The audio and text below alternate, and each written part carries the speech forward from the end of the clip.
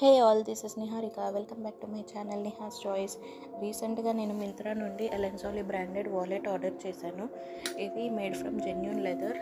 So నేనైతే blue colour order చేశాను. చాలా ప్రీమియం క్వాలిటీగా ఉందన్నమాట దీని లుక్, విత్ బ్రాండెడ్ లోగో తోటి.